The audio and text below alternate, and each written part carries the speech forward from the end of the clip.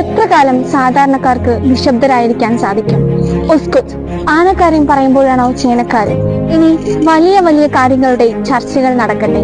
തോന്നിയ ഇസങ്ങൾ സംസാരിക്കുന്നവരോട് കൂടിയാണ് നമ്മുടെ ഉസ്കുത്ത്. ഈ ഫലാഹ് ആർട്സ് ഫെസ്റ്റ് പ്രതിഷേധമാണ്. വായടപ്പിക്കപ്പെട്ട മാനുഷിക അവകാശങ്ങളുടെ ശബ്ദമാണ്. കറുപ്പാകുന്ന കുത്ത് പ്രതിഷേധത്തിന്റെ കറുപ്പാണ്. എല്ലാ നിറങ്ങളുടെയും ഒടുക്കമാകുന്ന കറുപ്പാണ്.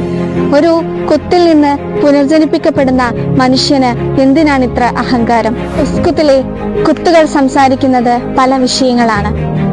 പാർശ്വവൽക്കരിക്കപ്പെടുന്ന ജാതിയും വർണ്ണങ്ങളും മുസ്ലിങ്ങളും തുടങ്ങി കുത്തലേൽക്കപ്പെടുന്നവരുടെ ശബ്ദമാണ് നമ്മുടെ ഉസ്കുത്ത്. വോട്ട് കുത്തി സാധാരണക്കാർ നോക്കുകുത്തികളാകുന്ന ഈ രാജ്യത്ത് വോട്ട് എന്ന കുത്തലിന് എന്ത് പ്രസക്തിയാണുള്ളത്?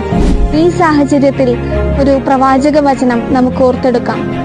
മൻ കാന യുഅ്മിനു ബില്ലാഹി വൽ ആഖിരി ഫൽയഖുൽ ഖൈറൻ ഔ ലിയസ്മുത്.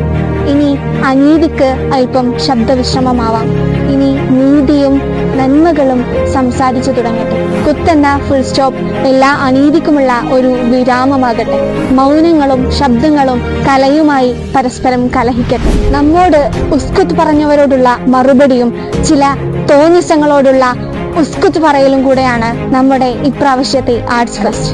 കത്തെന്ന ഗാസക്ക് മുമ്പിലും മൗനം നടിച്ച ലോകരാഷ്ട്രങ്ങളോടുള്ള മറുപടി കൂടിയാണ് നമ്മുടെ ഉസ്കുത്ത്. ആനക്കാര്യം പറയുമ്പോഴാണോ ചേനക്കാര്യം?